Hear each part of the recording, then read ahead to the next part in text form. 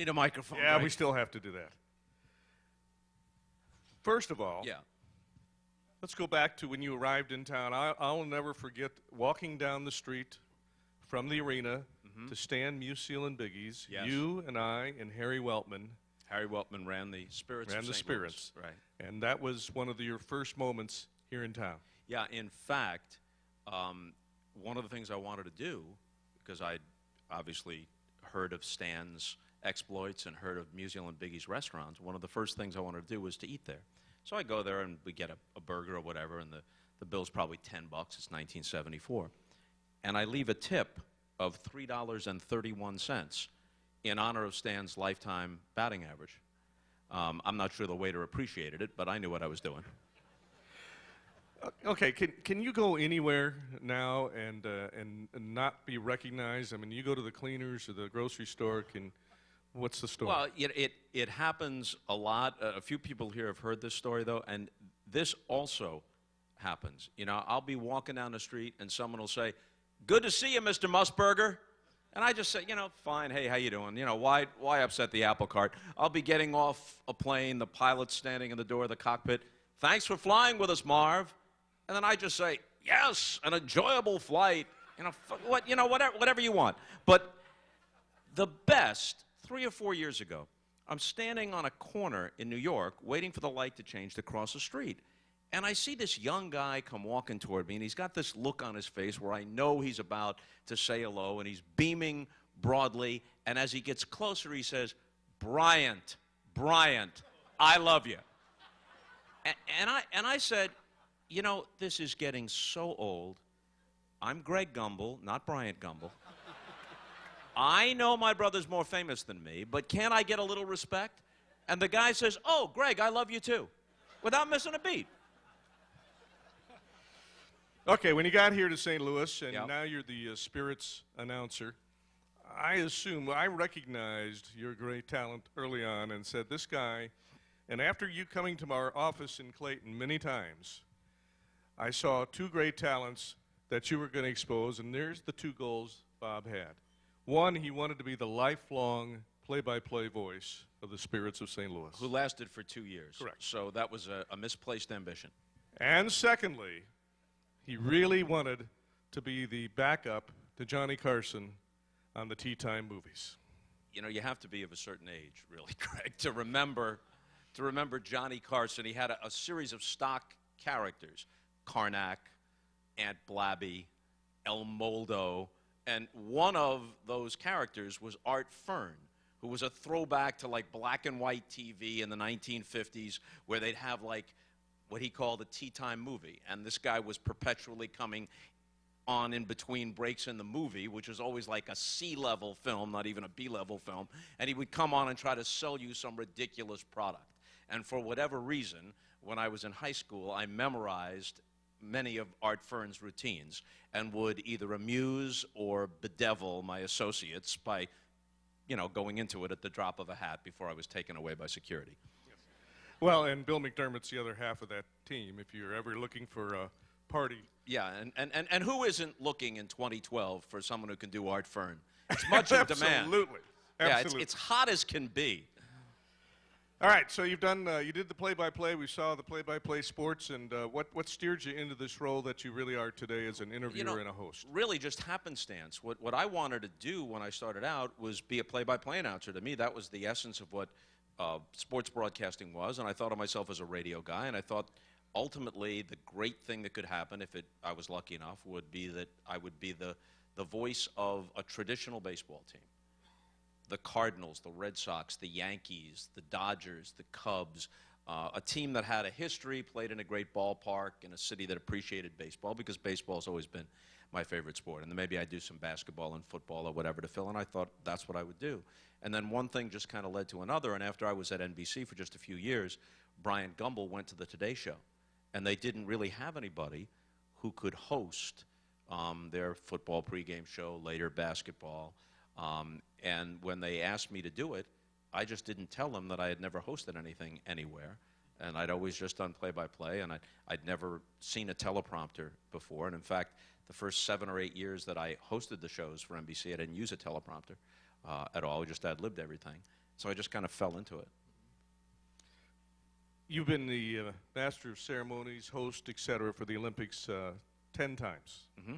And you have become the character of the Olympics. You have become one of the great broadcasters, really, of all time here. What are you most proud of in the Olympics that you've done? Well, the host of the Olympics, contrary to popular perception, is not in charge of the Olympics. I have thrown it from gymnastics to track, or from, toboggan to downhill skiing 1,000 times. But never once in those 1,000 transitions did I make the decision of where to go, or what we would cover, or what would be covered in prime time as opposed to in late night, what would be shown on tape as opposed to live. None of those decisions are mine. So to a certain extent, you're at the mercy of what surrounds you. And a lot of great work that kind of just creates the atmosphere of the Olympics, the host gets the credit for it. And also there are times when people are upset about something, or they don't like the general tone, and they ascribe that to the host when that's not really what's coming from me or whomever the host is at all. So in that sense, there's sometimes you don't want to be an ingrate about it, because it's a wonderful, wonderful assignment. It's prestigious, and there's a lot of honor and great memories attached to it. But there's a little bit of ambivalence, too, because when you host the Olympics, you really don't control the content of the broadcast the way you do in other situations. You've done a lot of interviews with world leaders. You've done the news. You've done the sports. Ever intimidated by any of those interviews going in? Well, Vince McMahon tried to intimidate me. And, I don't know what chemicals might have been involved, but he seemed to be extremely, extremely irate over what I thought was a reasonable line of questioning. And his face is turning a crimson red, and veins are bulging from his temple and from his neck, and his eyes are kind of wide and whatnot, and he's coming forward toward me, and we're in seats like this, but angled somewhat differently. And it's clear to me, I don't think, some people watching it, it was on HBO, so there were no commercials, so it was 27 or 28 minutes of uninterrupted tension, and it was live. And a lot of people thought that he was actually going to assault me, and I thought there was a small chance of that, but if that was the case, I couldn't escape. And as far back as I could go was from the front of the seat to the back, and that wasn't going to do me any good. So at the spur of the moment, when he started jabbing his finger and coming forward in his seat, I figured my best play was to come forward in my seat like this, and I sort of half smiled at him, and that really set him off. And then whatever he said after that, I think a lot of times in television, it isn't the content. You hope the content is what you want it to be, but it's the tone that carries the day. If you had a transcript of what he said and what I said, I'm not so sure that I did any better than he did. But by tone, because I appeared calm and he appeared like he was losing his mind, I probably prevailed. Now, the thing is over with, right? And he walks out, and there's no commercial. He literally storms out. You can hear the doors slamming and whatnot, and he's brushing past people, and all we have is a 30-second bumper to transition us to the next guest. And the next guest is Bobby Knight. And I sat down and said, Coach, this is the first and only time that you will be the most genteel man in the room. There is nothing you can do to raise the temperature in this studio. Folks, you see what you see on the air is what you see, but there's a lot of other things that happen. Funnies, give us a couple of funny moments in your broadcast career. Well, people always ask broadcasters about bloopers, and I will spare people the 5,000th recitation of the Miss Cheesecake story, but it did really happen, and Bob Starr did really say that to Jack Buck that day in 1979. But no, I'm not telling it. No, I'm not, Ron. I'm not telling it. In the late 1980s, I was doing the Saturday afternoon game of the week with Tony Kubek, and we're in Toronto, and the Blue Jays are playing the Oakland A's. And at that time, Tommy John was bouncing from team to team. He was trying to hang on. He was in his mid-40s. The Yankees had released him. The Angels had released him. And the A's had just signed him, but they hadn't technically activated him for their roster. So he wasn't eligible to play, but he had worked out with the team, and he was in uniform sitting on the bench during the game. So we come out of a commercial in about the fourth inning, and the camera focuses on Tommy John, and I try to think of the appropriate caption to put beneath that picture. And I say, folks, there's Tommy John, the great veteran left-hander, 20-game winner in both leagues, pitched in the World Series for the Dodgers and the Yankees, creeping up on 300 lifetime wins, but also nearing the end of the road. But he thinks he can eke a few more wins out of that tired left arm of his, and so do the A's, but he's not quite ready yet, so he'll be pissing in Appleton on Monday. And I knew what I had intended to say, and I also knew what I actually had said. And I looked at Kubek, and he looked back at me with an expression that made it clear that he wasn't going to be the slightest bit of help at all. So I'm thinking, for better or worse, I have to provide my own rejoinder. So I say, well, come to think of it, Tony, he'll probably do both if he stays in Appleton long enough. You know, when on the Olympics, the opening ceremony, I don't think any of this is funny. The opening ceremony is the bane of my existence. I would love to start day 2. The opening ceremony, I realize that it's prestigious. It should be hosted by Kofi Annan and Mary Hart, because it's really just a combination of a UN Security Council meeting and like Cirque du Soleil or something. And there's no proper tone. If you treat it like some people want you to, like it's high church, you have a crack at it, 204 countries, and some kind of note on each and every one of them. You got something new on Bolivia? Let me know. Let me know by 2016, because I've done 10 of them. You know, Butch Cassidy and the Sundance Kid met their doom in Bolivia. That was good in 1992. I couldn't use it again in 96, 2000, 2004. You know, you run out of stuff, and it becomes like tidbit ping pong. Katie, what do you got? Matt, what do you got? Back and forth, back and forth. And so you try to relieve this monotony occasionally with, you know, some sort of comment that just occurs to you. But guaranteed that ticks somebody off, because somebody from Latvia is just sitting in suburban Chicago waiting for Latvia. And they don't want you to make a joke then. You can't make that joke then. It's just not allowed. Brunei comes in one year, and Brunei has 8 members of their delegation. But I note that none of them is an athlete. They only have just 8 people on a boondoggle. So I say, evidently here hoping to medal in the buffet category.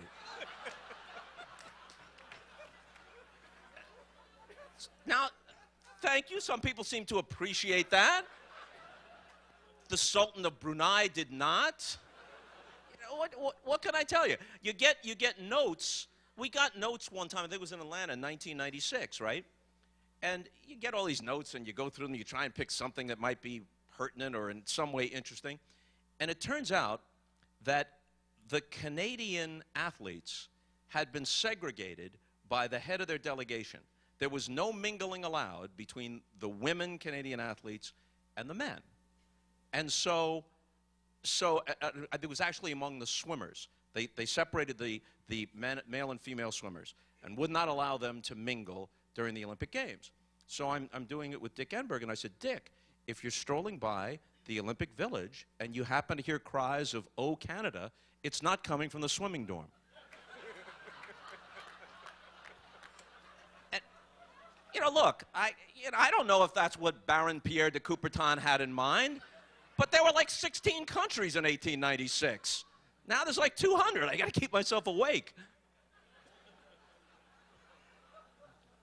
You want to do one quick spirit story? I know they're bugging me. I've been up here for an hour and a half. Did you eat?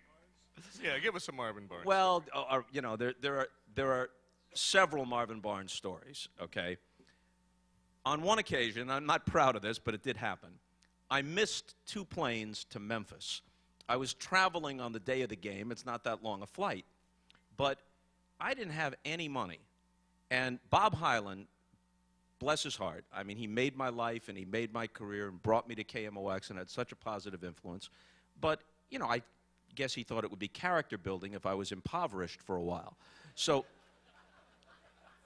I'm making $211 a week. That was the gross doing the Spirits games in 1974. And the take home after taxes was $156 and change. And I didn't have any credit cards. I'd literally come right out of Syracuse. So I needed every penny when we went on the road. I didn't understand that they would maybe take care of the expenses. I didn't know anything. I mean, the difference between me and Joe Buck, who's an incredible talent, Joe grew up around it. I grew up dreaming of doing it. And when I landed here, I had to figure out not just how to be a broadcaster, but how to act, you know, how to conduct yourself, what was expected of you. And so it's a Friday, and we're leaving on a trip, Memphis, and then San Antonio, and then Denver. And I need the $156 because I'm down to like $3. So I go down to KMOX, and I get the check, and then I go across the street to Boatman's to cash the check, but there's a long line. So when I get the money and finally pull away from the drive-up teller's window in my 1974 Pinto that I purchased at Dave Sinclair Ford for $2,900, now I get stuck on Lindbergh, and I miss the flight. Now, granted, I should have just stayed at the airport, but I thought that was boring, so I doubled back to KMOX. And Buck, Jack Buck, is sitting in the sports office. He goes, "Isn't there a game tonight?" I said, yeah, I'll get there. It's no problem. They tip off at 7. He says, "When's your flight?" I said, "It's 5, but it just takes less than an hour, and I'll go right to the arena." Well, I hadn't taken into account that it might rain, which it did, and that delayed the flight. And I didn't get there till the middle of the first quarter. And Bill Wilkerson was back at KMOX telling the audience that we had technical difficulties. And I was fully convinced that Bob Hyland would fire me the next day. And when the players got wind of what had happened, several of them came up to me after the game to commiserate because they were kind of fond of me and they thought that this was the last they might see of me. And Marvin Barnes said, Bob, don't worry. No matter what they do to your little ass, I've been looking for a little white dude to drive my Rolls Royce. So you can have a job with me anytime." So it was good to have a fallback position. Ladies and gentlemen, 24 Emmys and now a member of the St. Louis Sports Hall of Fame, Bob Costas.